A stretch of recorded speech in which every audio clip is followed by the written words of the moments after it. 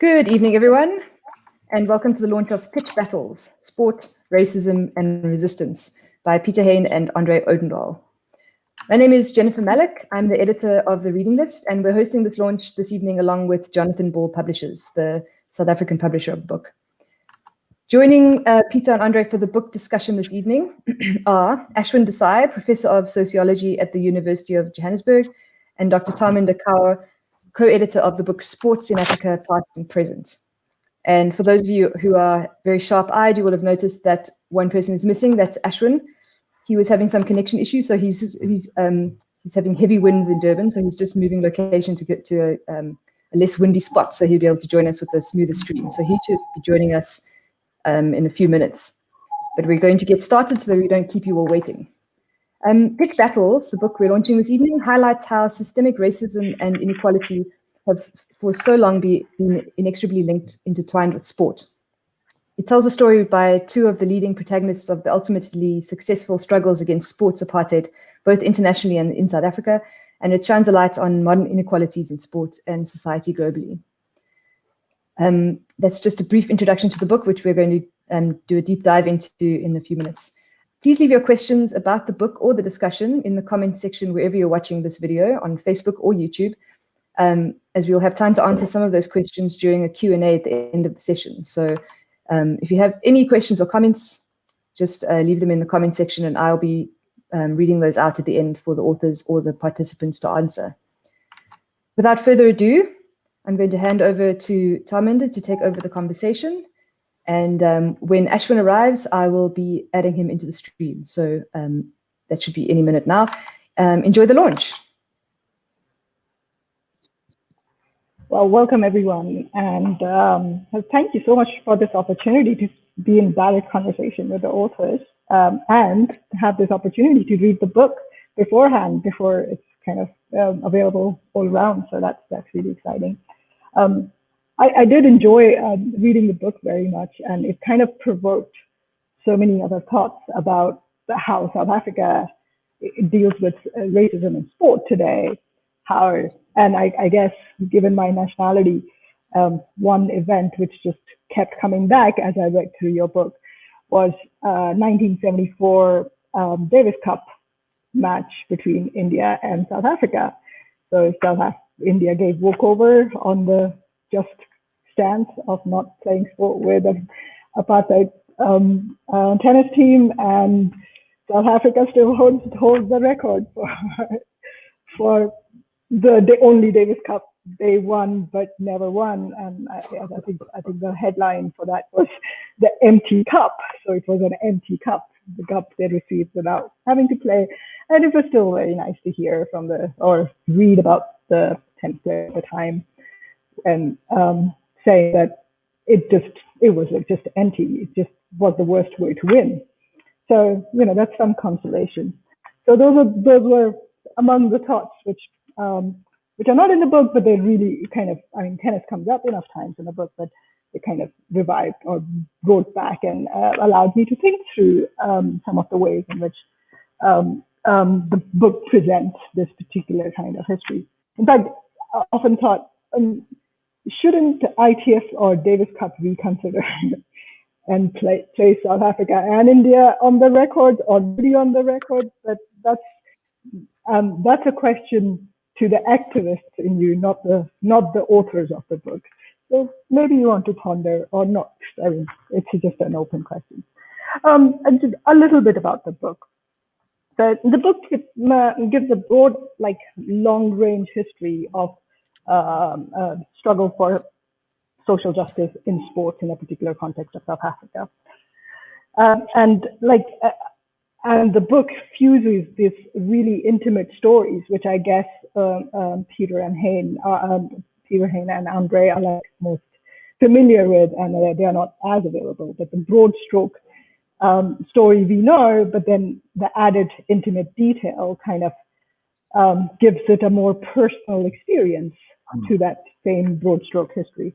It takes us through from the 19th century and talks about those comparisons with Nazi Olympics of 1936, and how the political discourse of the time kind of tells us how universal some ideas of race and racism were across the planet, where probably two are not speaking to each other, but they are speaking the same language. I thought that was really interesting, a way in which that comparison was made. Another thing I guess I found very interesting is like Peter is drawn to the struggle at the age of 15. André also develops his consciousness around apartheid at quite a young age. And at that age, you have a particular understanding of right and wrong. It's influenced by particular set of social conversations, I should say. So, and I am, in my thinking, I would have liked to read more about your thought process at the time. But maybe that's just my anthropological inklings would say, I want to know more about you. How did you arrive there? So I thought that, I mean, it gives me a lot more history, but I think for the young people of today, where the reality feels more messy, and I'm pretty sure it was messy at the time as well for you. In hindsight, it's so easy to say, this was right, this was wrong, but you know, when you're living the history, it's not so straightforward. At least that's how I feel, and that's how I feel about the present moment as well. So I think I would like to hear, especially for the younger people who are developing their own activism around the current issues, to kind of hear out how, as young people at the time in the 70s, you were articulating your political inklings and action towards it.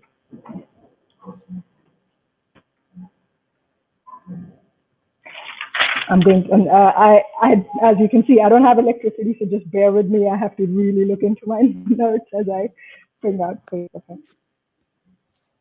Okay, from an academic and point of view, as someone who was just recently took a course on anthropology of sport, which draws a lot on social history, I felt that the book adds this a lot of value in this broad, long-range, broad-stroke history, really accessible, and many times, you know, grabbing. It's a page-turner history to be brought in for the conversations in the classroom, and a lot could be done. So I thought that was like super valuable. That's of the book. So it allows us to think. I'm struggling to read my own handwriting. Sorry. It allows us to think through the meanings of in that time, place, and that time's politics. But it also helps to rethink how the society keeps, you know, lagging behind the values it kind of enshrines. It feels that it's there, right? And that's one thing I think, especially in your final chapters, comes out very strongly. We see progress, but we also see that, didn't we agree on all these things? Didn't we agree this was the right thing in 1990s? And how does it happen? And it kind of reminds me of your talk with Harold Live, where you say, well, this book is not about end of the struggle or achievement of the struggle, but a continuation of the struggle. And I thought the book does allow us to think, and maybe as you present, or maybe in the discussion, maybe we can take that up. So these ideas about how the struggle continues, and how do we make political decisions, and what kind of view is there.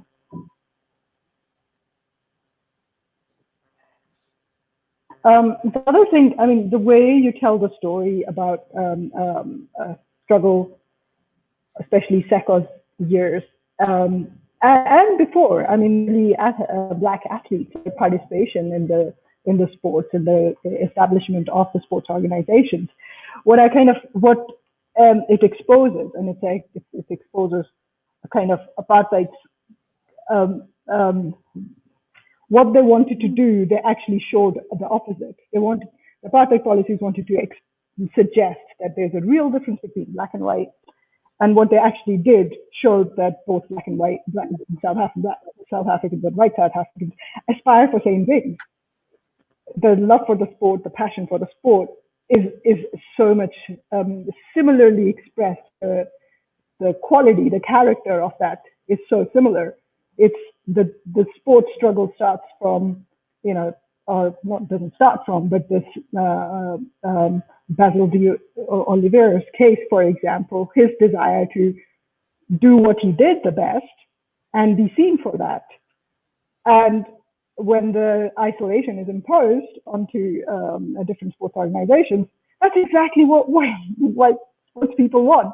So it's kind of, it exposes not the difference, but the similarity. And I thought that's putting the way you put them together and drawing out some of the ironies of the discourse, the political discourse of the time, brings out the opposite of what the apartheid state was trying to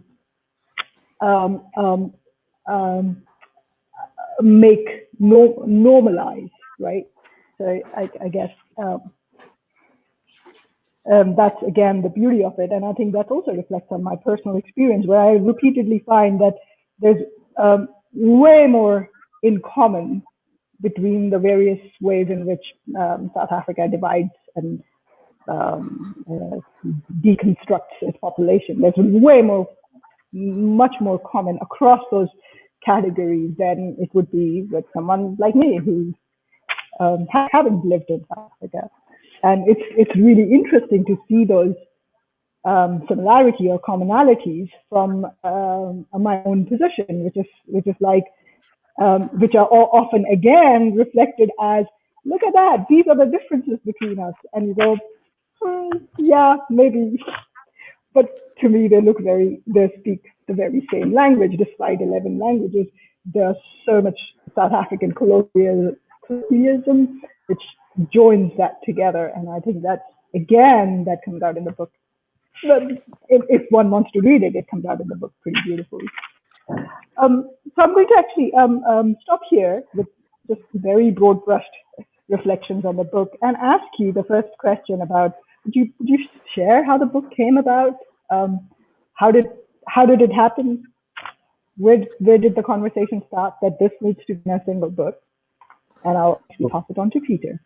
Well, thank you, Tarminder, and thank you for the reading list, and also to Jonathan Ball for publishing the book, and for you and Ashwin for joining us. André and I first met in December 1989 when I visited the country secretly to make a film on the eve of the Mike Gatting Rebel Cricket Tour, and I wasn't allowed into the country. I had been criticized for being public enemy number one for stopping the Springboks playing, invading the pitches, and the Davis Cup tennis match as well that we sat down on in July 1969, using militant tactics to physically disrupt the play. Was what was a game changer. That was the first time I met André, when I interviewed him, and he didn't know I was coming. And I'd never met André before, playing for a non-racial cricket club, United, in Mitchell's Plain. And that was quite a hairy visit. And that was the beginning of a friendship which has lasted and got closer ever since, and was the genesis of this book, which is André's idea. So my own contribution was mainly about leading campaigns in Britain and also joining those in Australia and supporting them in New Zealand to physically stop all white Springbok and then Proteas and other sports teams playing. And we got up to all sorts of tricks. And what that did, I mean, when Danie Craven took the Springbok team in 1969-70 to Britain, when we physically disrupted the play and stopped the cricket tour of 1970, which would have been led by Ali Bacher, and some of those white cricketers were great international stars at their time. We cut their careers off in the prime of their crickethood. And that they never toured again until after the transition. So it was a decisive blow. But I think the best thing is then to hear of André's journey, because we both played sport as kids in South, white kids, couldn't play against or with anybody who didn't have a white skin. So we shared that background in common, but in other respects was a very different background. Thanks also Tarminder and Ashwin, Jennifer, and everyone listening. And yeah, it was in 69, 70, Peter was young then. I was much younger at 14, even though it wasn't, it was 5 or 6 years, because I grew up in a very apartheid supporting environment. Queen's College, Afrikaans family, Dutch Reformed Church. And Peter became public enemy number 1 because he ruptured very old Victorian-based notions about sport, of fair play, and it's above politics, by not just protesting outside the grounds, holding a banner which people could politely look at and ignore, but running onto pitches, the campaigns, direct action. And that created a sensation in South Africa. And I remember very well how he was called public enemy number 1. And we describe in detail in the book the reaction in South Africa to them. It was almost accidentally, Peter, when I got to know him, said part of the 60s revolutions, the cultural turnabouts of the 60s, because it linked up with the student protests, with decolonization, and some of the big movements of that decade. And white South Africans saw this as part of the Western-inspired communist onslaught on Christianity and Western civilization in Africa. I mean, those bizarre, almost unbelievable kind of notions now, kind of 10 or 15 years after McCarthy in America, we were at the top point in racism and those kind of attitudes in the world. So it ruptured in sport and uniformly upset English Afrikaners, everyone. It's often people say it was the big bad Afrikaners who were responsible for apartheid. But we've got a very good section, I think, which shows that it actually fitted with the worldview of the British establishment in a very fundamental way. There was something like 73 British Tory MPs who had investments in South Africa at that time. And often the presidents of the MCC were chairpeople or chairmen in those days of big gold mining companies as well as the MCC. That's how tight the relationship was between the British conservative establishment and South African sport. And similarly, South African sports people like Gary Player, if you read what he said in 1964 when he won his first Grand Slam, John Waite, Eric Rowan, Jackie McGlew, who stood for the National Party in 1966, which is sometimes regarded as the end of the Boer War, where most English-speaking white South African voters voted for the National Party for the first time.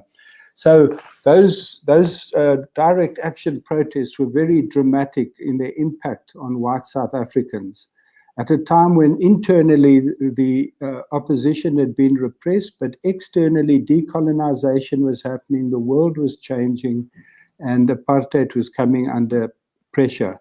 So if we fast forward to 1989, I got a call, and by that time firmly believed in direct action and was participating in a small way in the struggle, and as a SACOS player like Ashwin at Rhodes, and also as an NSC activist, we were part of that incredible moment in '89, which linked up with the pressure to push F.W. de Klerk into a position where he had to negotiate. So it was 4 pillars of struggle, as the ANC said: mass mobilization, the international campaigns, underground work, as well as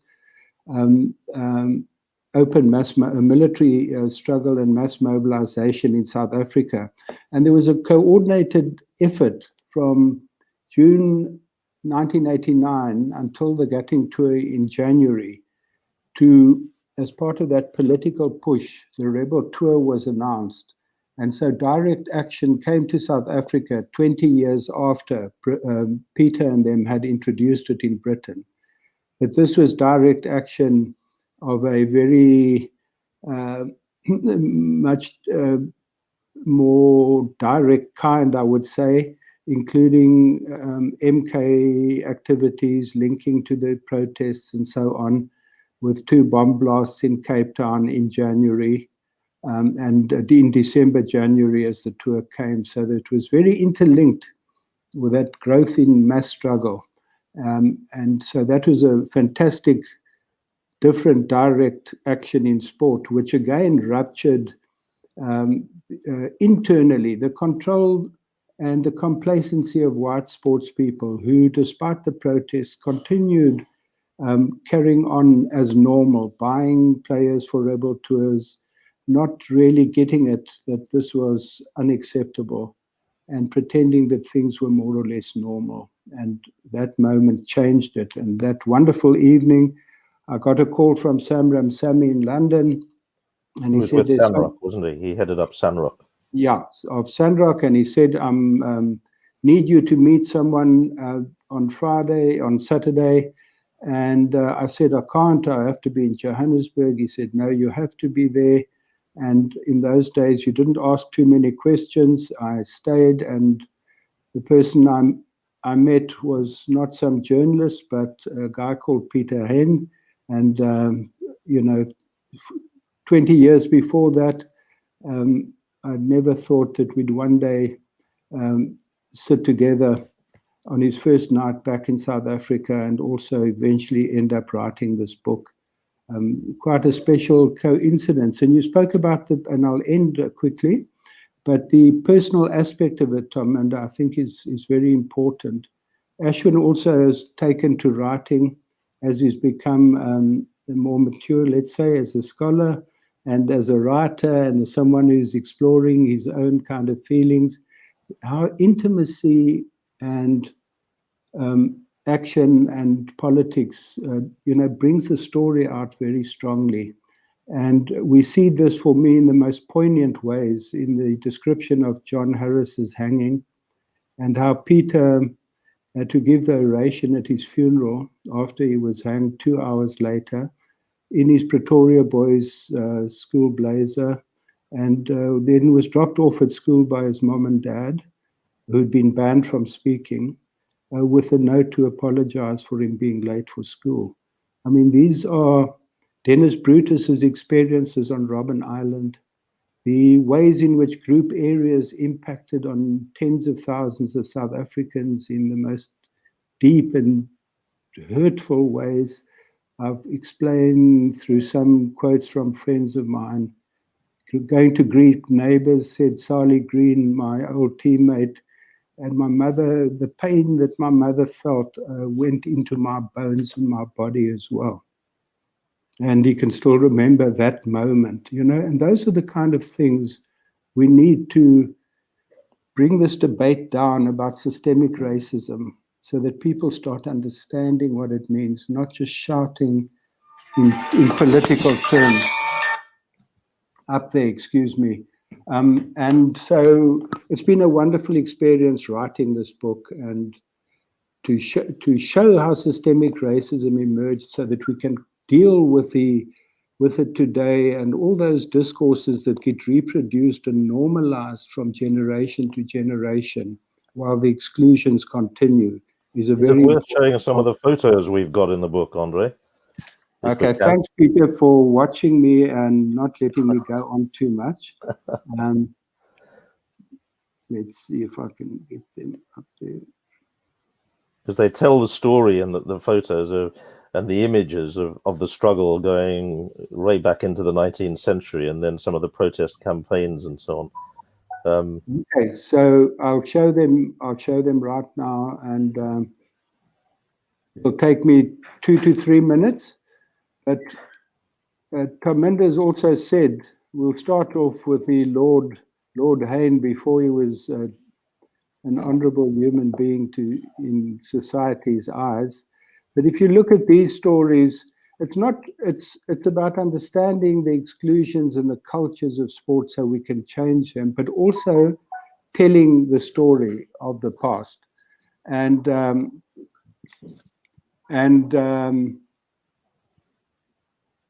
if we look here at Crom Hendricks in 1894, when Rhodes introduced the colour bar, he was one of the fastest bowlers in the world. On That's the him right, with a moustache, André, isn't it? And yeah, explain who he was. and he was a fast bowler in the Cape who was good enough to be selected for South Africa, but Rhodes put a spanner in the works and said he could not be a member of the team except perhaps as a baggage boy, which Hendricks said he would not accept under any circumstances. But if you look at the two athletes there, they played American football in 1907, and at the bottom with the cricketers is the Lovedale cricket team in the 1890s. The first ever football tour from South Africa to Britain. On the right, in 1899, soccer players from Bloemfontein. And you can read in the book how they actually played against Liverpool, Manchester United, Aston Villa, Tottenham Hotspur, and Arsenal, believe it or not. But there's a whole story attached to all that as well.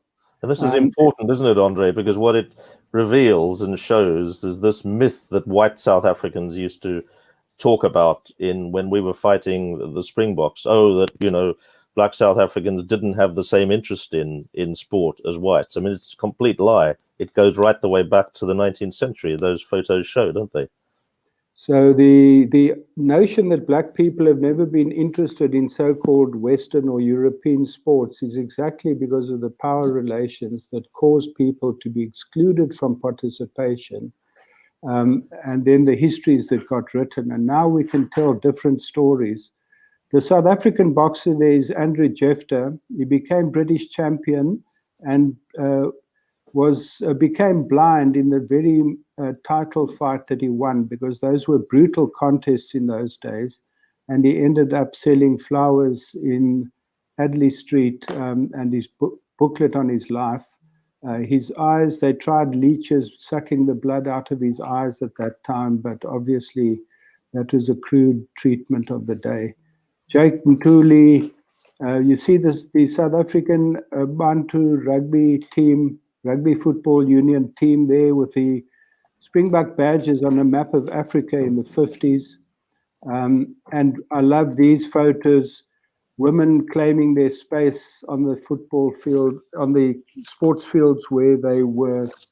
It's okay, love. Thanks. My daughter's helping. Excuse me.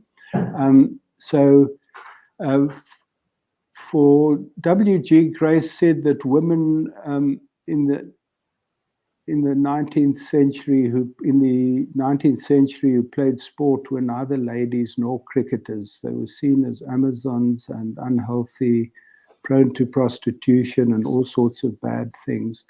And for women to break the taboos about the gentleman's game was a particular important story for me, to sort of to break the control over the female body, as with the black body, through law and regulation.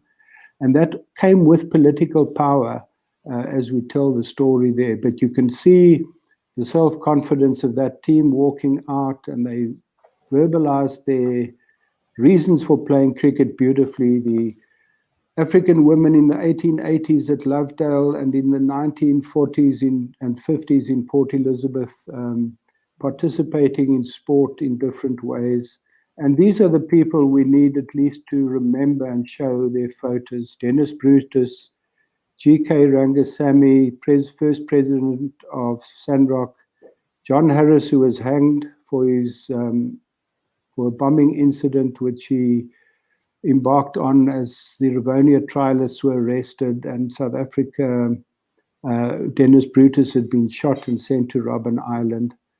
On the right is Chris de Brolio, who, forced into exile at around that time, set up in his hotel he bought in London an office for Sandrock, and that became the nerve center of the international campaign against apartheid.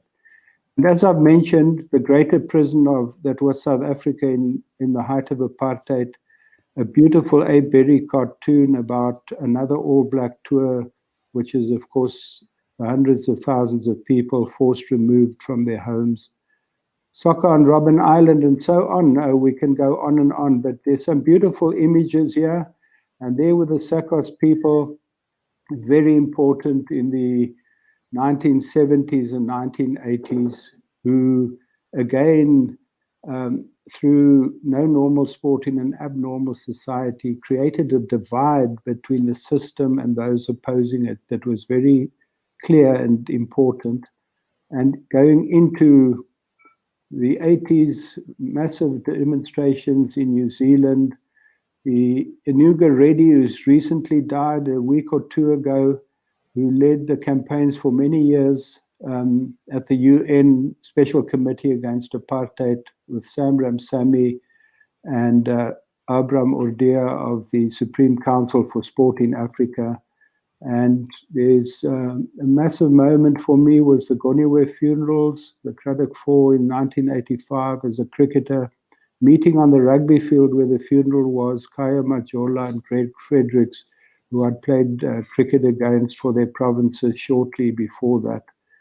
And I'll end there so we don't go too long, but I think the visual narrative is very important in reinserting Black people into history with names and faces is a very important part of the project of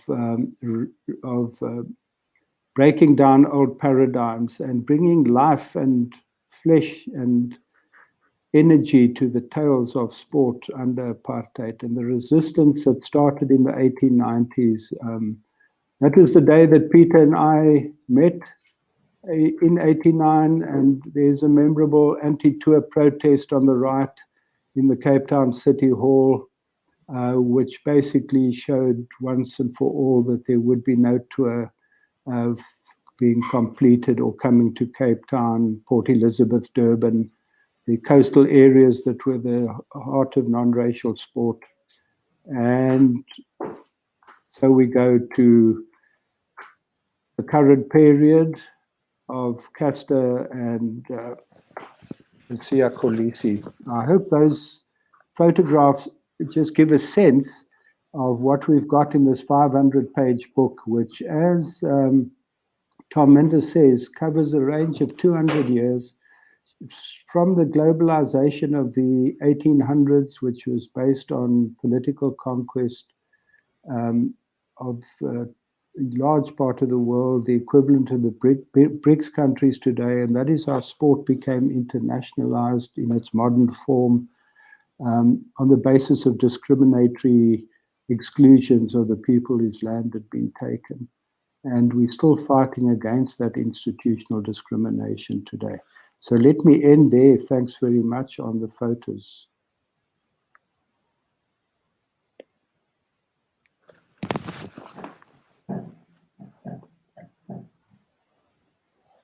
So, yeah, Tarminder, you're right?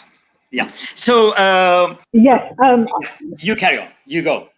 Oh, okay. No, I have shared my reflection. So, yeah. Okay. Thanks. So, sorry about the delay. I actually had to drive across town to get to the right place so that I can be on this. Firstly, just say, such an honor to be part of this launch. Firstly, because André, I call him, great friend. And I say friend because I originally met him and I saw him as a comrade. It says a lot about the bastardization of this word comrade, that a deeper sense of who people are is to be a friend, because of the way comrade has been abused, used to cover up nefarious schemes, and has a deep sense of betrayal to me of what that word means. So, André, thank you. I've never met Peter, but I almost know him. And when I was looking at all those photographs, the one that struck me the most was, my God, you were accused of being a bank robber. And, conservative you pleaded not guilty. All of us want to rob banks once in our bloody lives. By South African South African Security Services. And sent a letter from another bad. I know we followed that case. We followed it, and And so, in a sense, I think all South Africans know you, right? And so, to have a book about basically written by two of major figures in anti-apartheid sports struggles, it's like having, I presume, Jay Surya and Chris Gale, back together. It's a big thing, and that is why many of us bring to bear a very critical eye on the work and page through it. And what struck me, Peter, especially given that you were based in London, is that just that internationalism, that sense of you crossing borders, your struggles link up. And it wasn't only because you're South African. I think it was a time in the 70s that the anti-apartheid movement got to be known as a global anti-apartheid movement.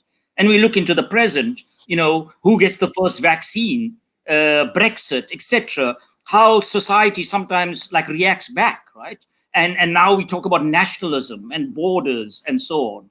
And one of the great, strange paradoxes of South Africa at the moment, those who march for decolonization, or some of them march for decolonization, but they want Rhodes's borders to be kept intact. And so there's a struggle around these issues. And I think what the book does is firstly bring alive these personal things and the commitment that people made, but at the same time, as André has so incredibly put, is writing people back into history. And in my own interviews, I didn't realize the deep sense that people had who played this game about non-racialism. These were really grassroots intellectuals almost. When I interviewed them today, many of them in their late 70s, when they decided to break with the Bantu board and the colored board and the Malay board, they were doing it because they knew something else. And I was just wondering whether, both of you want to talk to that spine that runs through these sporting struggles, and how people had the sense of non-racialism when you were sitting there as late as 1989 with André, and how deeply embedded it became in our consciousness. Well, I think that, thank you, Ashwin, because your authority on this is enormous. When I met André, who had crossed the border from white cricket to choose to play non-racial cricket for United Cricket Club at Mitchell's Plain, that was a visible thing of something that could never have happened when I was a kid in Pretoria. And through struggle, it had just started to happen, but yet the rebel tour was happening and the system was fighting back and the same old forces. So you're right, that it was a genuinely international movement, and we were constantly combating the argument in sport that we were bringing politics into sport.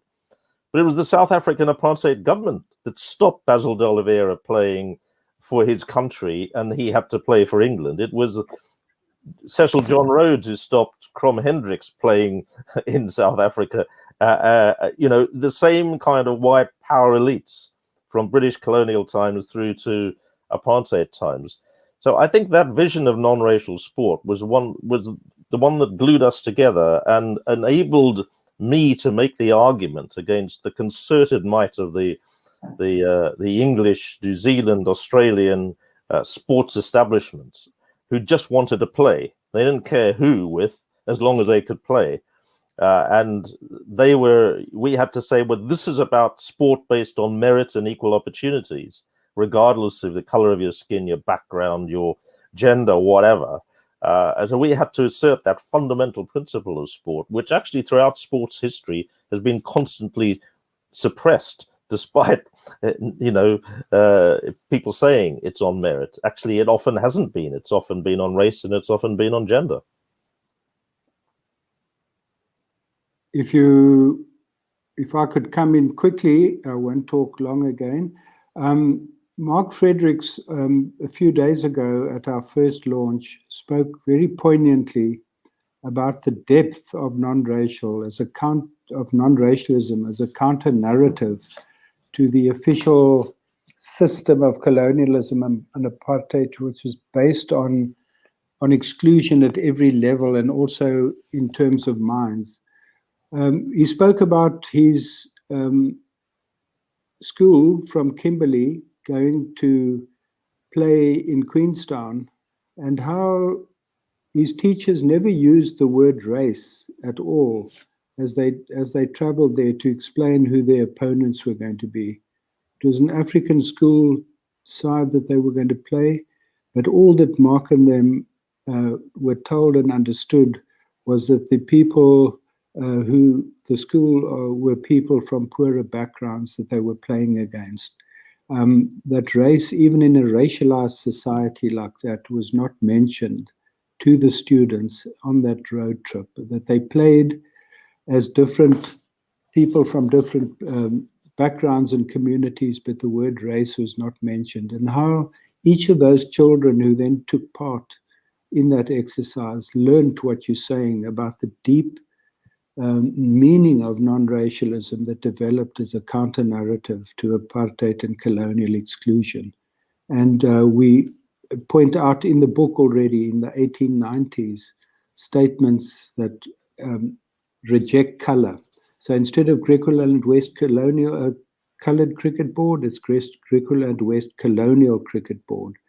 And the South African Colored Cricket Board started in 1903, specifically in clause 25, said it makes no distinction between people on the basis of nationality, creed, or color. And that was 100 years before unity in sport. So that even as the 20th century was one of massive exclusion and this systematic holding back of people on the basis of color, the dream of an inclusive country and an inclusive sporting system actually prevailed 100 years later. Quite a remarkable story if one can get inside it and show how that was kept alive, how it was struggled for, and the dignity that underlay that struggle. André, I was, I was just thinking when I read the book that it's not only, sometimes Eduardo Galeano wrote about history can be an anchor or it can be a catapult. You want to have a nostalgia, or do you want to have a reflective nostalgia? And for me, that was brought home. We were in a big march and we were trying to get rid of drug lords and so on in a particular area. And we're getting, wanted to burn down the house. And Dennis Brutus said, what are you guys doing? There's so much violence already in this area. What makes that tactic so powerful? Because you're not thinking. And the reason that we had to take that on the chin was this is a man who took a bullet in the stomach.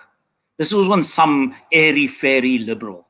And these histories that you have presented, both of you have presented the book, that's what it means, I think, for us. These are not just academic things to write down into history, but they influence us. Because, and that's what I want to challenge both of you about, that Dennis Brutus's life story in this book ends at the end of apartheid. For many of us, he became a much more important figure post-apartheid because he stood against what he saw as a drift to a kind of authoritarianism, the last traces of Stalinism. And I'm just wondering whether there's a moment in the book where both of you write that sport marched step by step with politics, step by step with the mass democratic movement. Would not a critical eye say that sport often in South Africa marched ahead of the liberation movements? That before even the ANC, sport was deracializing and talking about non-racialism and whatever limits they had, living it on the sports fields. And are both of you not too soft or see too narrowly those heady moments of transition?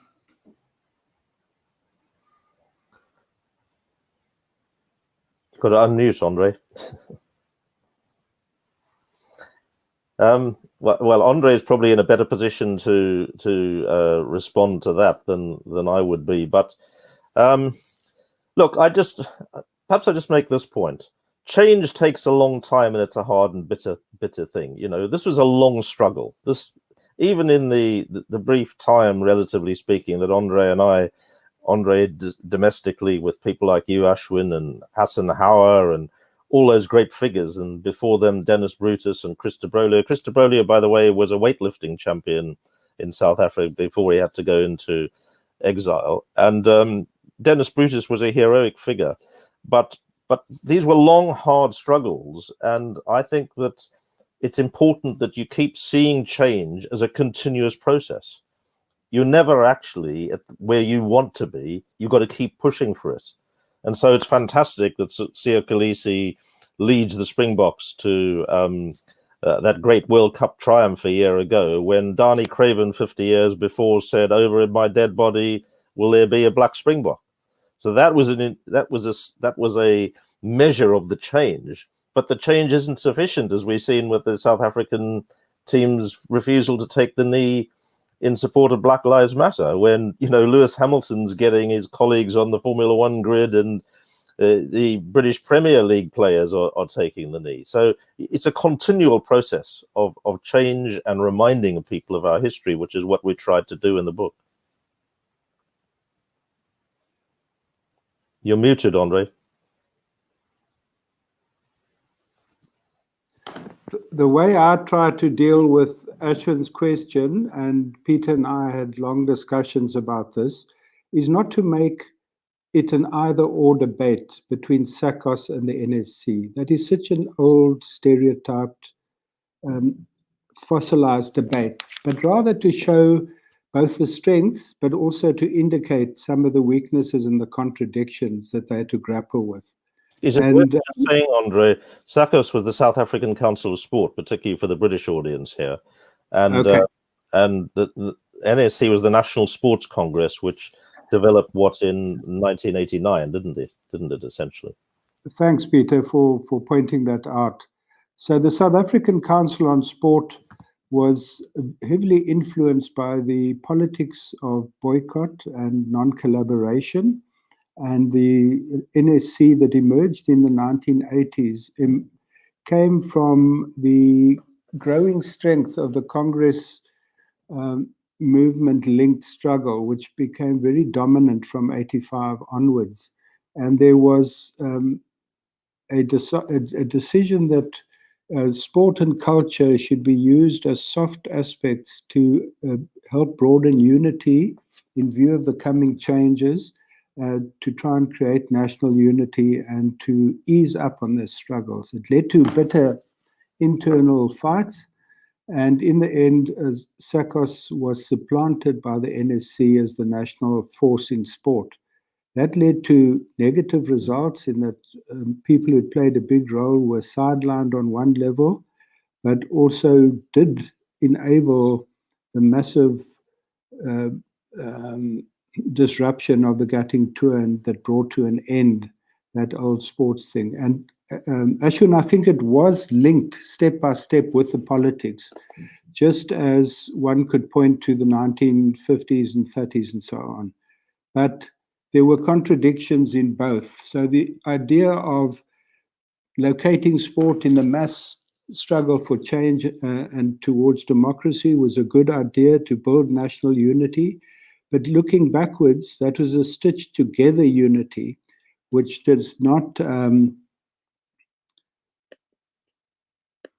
which did not lead to the radical change that people were wanting and accepting in the 1990s. And one can, from then on, go into the explanations about globalization and South Africa's post-democratic politics and economy and so on, which you've eloquently written about. So I think to look at both SACOS and the NSC in terms of strengths and weaknesses, in terms of the contradictions that stop them from reaching their goals, is important. But we actually end in South Africa in 1996, because it would have taken another book to try and do justice to the complexities of 1994 to today. And I think it helped the book with Peter's strength from where he lives and looking at it internationally, to look at globalization, human rights, and we wanted to bring gender in at every stage, to move away from these old androcentric stories that we have also been putting out in the past. And it was fantastic to try and weave all that in. And of course, it ends then with COVID-19 and the Black Lives Matter, which was really, we were trying to show how sport became so conservative and excluding and racist still into the 21st century when that happened. So it's a wonderful sort of book ending for us. And also COVID-19, the pandemic, has made us rethink what is possible in the world and in sport. And Peter has put in some good parts. André, if you don't mind intervening a bit, so if we can wrap up, because there are people asking questions, which you might want to answer in, because we got like 9 minutes. I'm sorry. Yeah. That we should take those questions when you're ready, though. Just wanted to I'm signal ready, that thank to you. Okay. Yeah, so shall we ask Jennifer to come in and post the audience's questions? Hello, I'm back. Can you hear me? Yes, great, thank you. Cool. So we've got a couple of comments. First of all, let me just, I'm not sure, I'll put them up on the screen in case you know, in case they're friends or fans. Marcus Solomon said at the beginning, looking forward to the launch. And Mpho says, I'm loving this, definitely need a copy. So that's cool. We had about 2 or 3 questions, but there's been a couple more since then. So we have about 4 or 5 questions. So we'll see how many we get to. First of all, sort of like a question about launches and things like that. Stuart says, will there be any live signings once restrictions allow? Clearly he's got a copy and he wants it signed by the authors. If possible, Stuart, yes. So we'll have to wait and see. Keep an eye on the reading list. If there are any launches in South Africa or in England, we'll put those and post them on the reading list. That's readinglist.click. So we'll have all the news about launches happening, whether they happen on there. Ben Glover says, the Anglo-Irishman Patrick Pearse famously led the Easter Rising for Irish Home Rule. How important was it for white South Africans to fight apartheid? I'm not sure who would like to take that. Well, very important. I mean, when my parents, active in the anti-apartheid struggle in the late 50s and 60s, sacrificed everything, including taking their family, me and my brother and 2 sisters, into exile because we couldn't survive any longer there. Very important that whites joined the struggle, and Mandela always made that point. But we were a tiny minority, with the exception of my Aunt Jo, who I think is at the age of 92 on this event. All our relatives and their peers were completely opposed to what my mum and dad were doing. So it was a tiny, tiny minority of whites who did join the sports struggle, like John Harris, the chair of SANROC at one point, the South African Non-Racial Olympic Committee, whose leaders subsequently were Dennis Brutus, Chris de Broglie, and Sam Ramsamy. Very important that they did. André, do you want to add anything? You're muted if you want to unmute yourself. I think I'll endorse what Peter said. Thanks. It was a huge, you had to undergo a paradigm shift completely from the worldview that you were brought up with. And it was a very important step in my life to make that move. Next question, Tony Mash says, how symbolically important did the South African victory in last year's Rugby World Cup feel?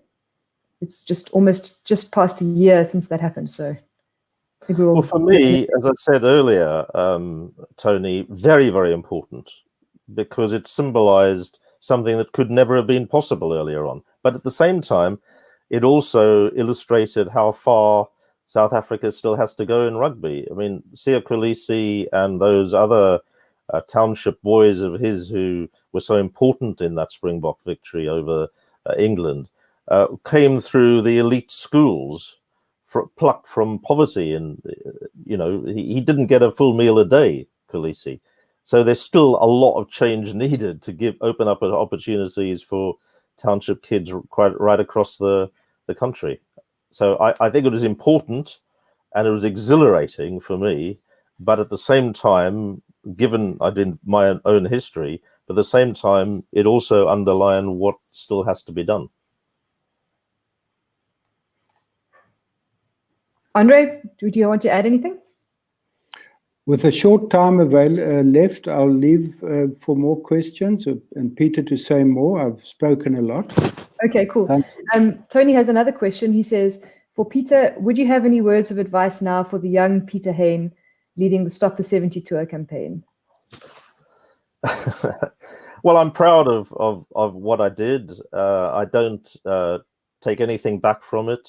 And I didn't expect to be leading it. I was age 19 at the time. I was thrust into the leadership position by people like Dennis Brutus and Chris de Broglie. I was very young and inexperienced, but I'm very proud of what we did, everything that we did, because it changed, as André has said, the dynamic completely. And the same was true in Australia, and the same was true in New Zealand, where they had big battles.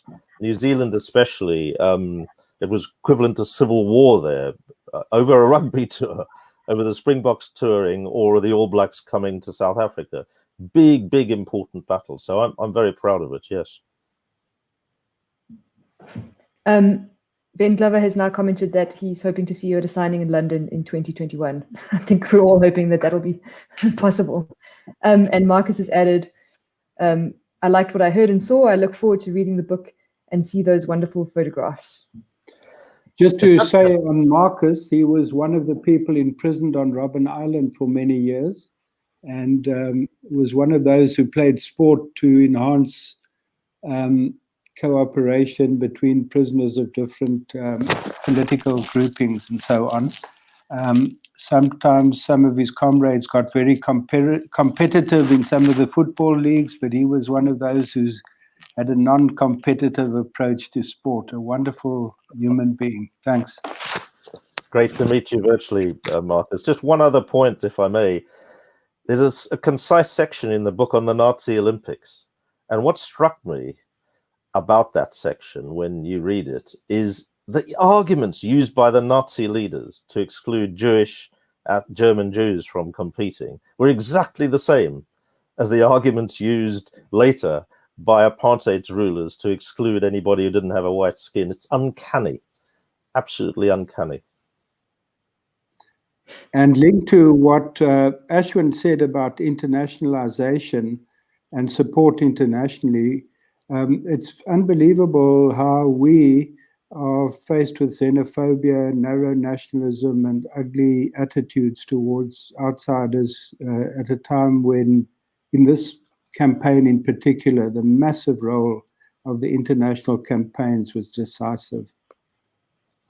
And what we're seeing now is leadership from sports stars in a way that's almost unprecedented historically. So you get Lewis Hamilton, who's admitted himself until Black Lives Matter and that terrible assassination, lynching, I think is the phrase André's used and we use in the book, of George Floyd, that impacted upon sports stars because haven't been many Megan Rapinoes in the sporting world. She's of course the American soccer captain and an amazing player who's really battled against Trump and racism and for gender equality. Sports stars only really this year have started really to sort of take a lead on these issues. And I think that's something that all sports stars should and sports people should reflect upon.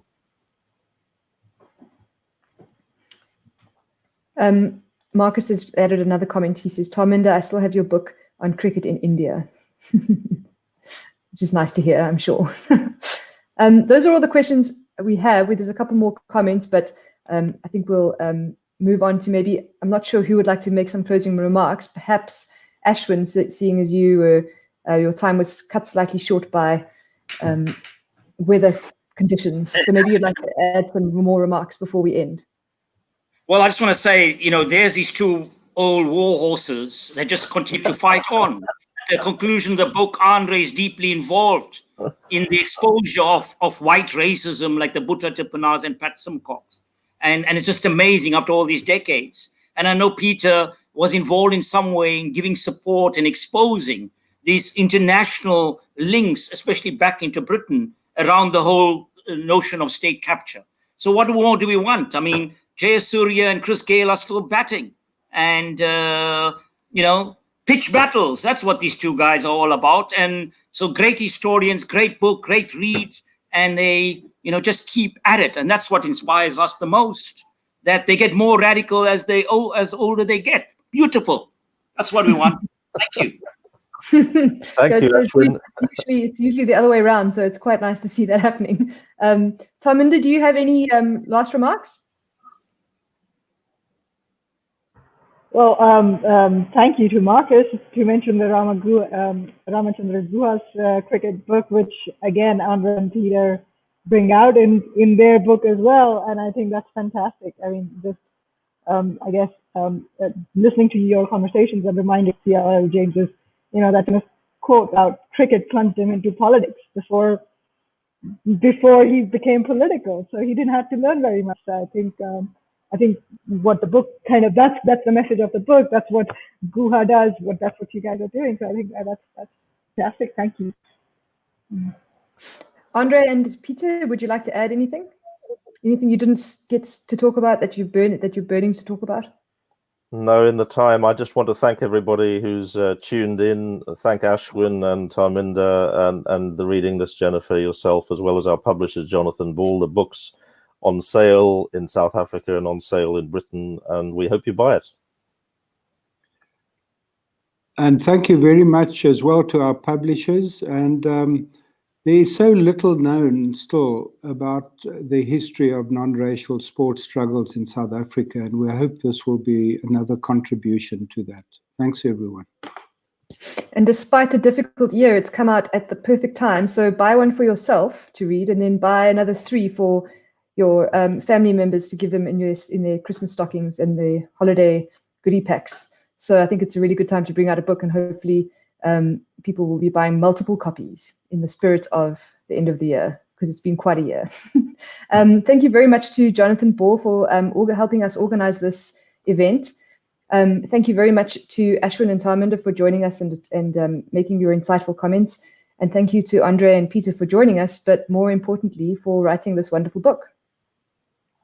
Thanks, everybody. Good night. Farewell. Bye. Thank you. Good night. Bye.